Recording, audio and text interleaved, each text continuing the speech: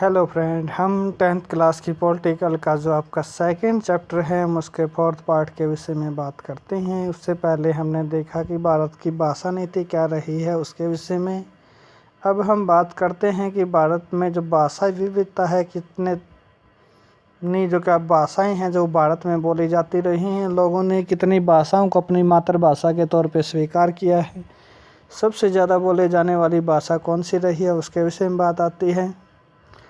तो इसके विषय में हम बात करते हैं। जो 2011 की जनगणना हुई थी उसके विषय में, हालांकि अब जनगणना को शुरुआत होनी थी लेकिन लॉकडाउन की वजह से वो नहीं हो पाई।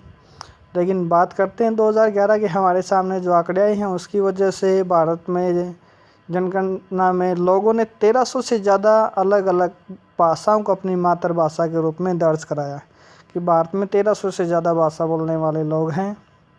और इन भाषाओं को कुछ प्रमुख भाषाओं के साथ समूहबद्ध कर दिया जाता है, जैसे भोजपुरी, मगही, बुंदेलखंडी, छत्तीसगढ़ी, राजस्थानी, ऐसी दूसरी भाषाओं को हिंदी के अंदर जोड़ लिया जाता है। तो ऐसे समूहबद्धता के बाद भी गणना में 121 प्रमुख भाषाएं हैं और इनमें से 22 भाषाओं को भारतीय संविधान की 8वीं अनुसूची में रखा गया है।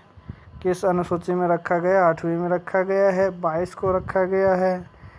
और 2011 की जनगणना के अनुसार 1300 से अधिक भाषाओं को दर्ज कराया गया है। समूहबद्ध करने के बाद भी 121 जो क्या भाषाएं हैं वो यहाँ हैं, शामिल हैं। सबसे ज़्यादा अगर हम देखें तो कौन सी भाषा यहाँ बोली जाती रही है, हम बात देखते हैं हिंदी, जो इन्होंने आंकड़े दिए हैं 43.63 2011 के आंकड़ों के अनुसार। कुछ बुकों में 42%, 40 पॉइंट कुछ परसेंट वगैरह है जो दिए मिलेंगे, कुछ में 41% दिए मिलेंगे। लेकिन कभी जो सबसे ज़्यादा भाषा बोलने वाली संस्कृत होती थी, आज वो नाम मात्र की रह चुकी है। हम बात करते हैं उसके विषय में। तो उसके बाद हम देखते हैं कि मातृभाषा की बात आती है तो कोई एक भाषा बहुसंख्यक भारतीयों की मातृभाषा नहीं है। सबसे बड़ी भाषा हिंदी भी सिर्फ 40% लोगों की ही मातृभाषा है। अगर दूसरी या तीसरी भाषा के तौर पे हिंदी जानने वालों की अगर भाषा के तौर पर जानने वालों की संख्या जोड़ ली जाए तो 50% से भी कम है।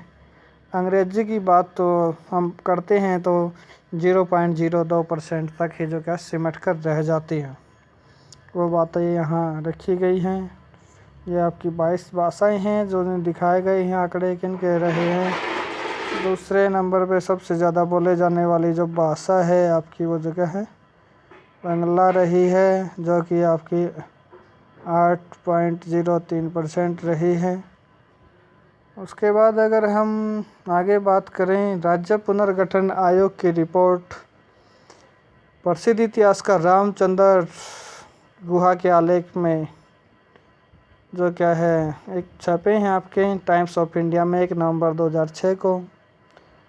ये बात आती है राज्य पुनर्गठन आयोग की रिपोर्ट आज से ठीक 50 साल पहले 1 नवंबर 1956 को लागू की गई थी। राज्य पुनर्गठन आयोग 1 नवंबर 1956। इसको याद करने का सिंपल लॉजिक है, 1 नवंबर 1966 मतलब हरियाणा डे की बात आती है, उससे 10 साल पहले इसको लागू किया गया है।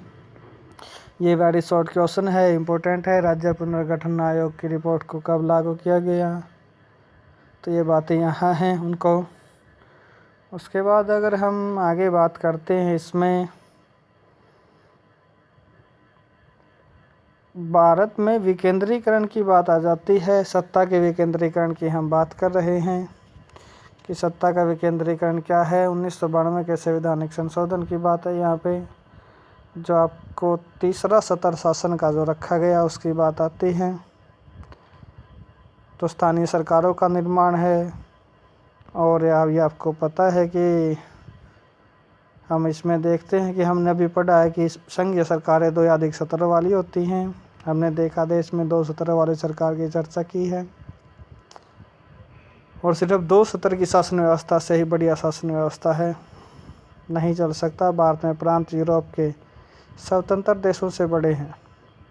जनसंख्या के हिसाब से उत्तर प्रदेश जो दुनिया का सबसे बड़ा देश है उससे बड़ा है।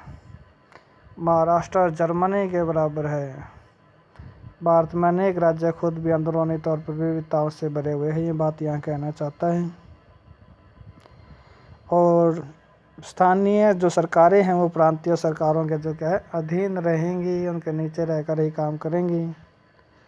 तो वो बातें यहाँ पे हैं। जब केंद्र और राज्य सरकारों से शक्तियाँ लेकर, वेरी शॉर्ट और इम्पोर्टेंट क्वेश्चन है आपका, जो लेकर जो क्या है, जब केंद्र और राज्य सरकारों से शक्तियाँ लेकर स्थानीय सरकारों को दी जाती है उसे सत्ता का विकेंद्रीकरण कहते हैं हम। केंद्रीकरण होता है एक के पास पावर और शक्तियाँ रहना, विकेंद्रीकरण होता है पावर और शक्तियों को बांटना। वो बातें यहाँ हैं। तो ये विकेंद्रीकरण की, सत्ता के विकेंद्रीकरण की डेफिनेशन है आपकी। क्योंकि जब शक्तियाँ दे दी जाती हैं, बांट दी जाती हैं, तो इसमें पर क्यों स्थानीय जब शासन की बात आती है तो वहाँ के लोग अपने क्षेत्र की समस्याओं को भली-भांति जानते हैं और उनका समाधान वो आसानी से कर सकते हैं। वो बातें यहाँ कहना चाहता है ये।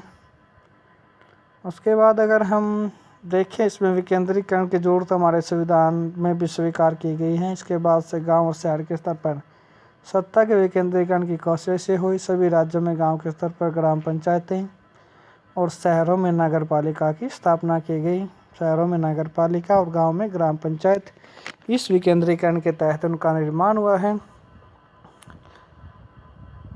आगे जो आपका 1992 का संवैधानिक संशोधन रहा है, हम उसके विषय में बात करेंगे। इम्पोर्टेंट क्वेश्चन है ये आपका 6 नंबर के लिए। 1992 का संवैधानिक संशोधन की विशेषताएं क्या हैं। तो तब तक आपका धन्यवाद। यहाँ पे फिर मिलते हैं।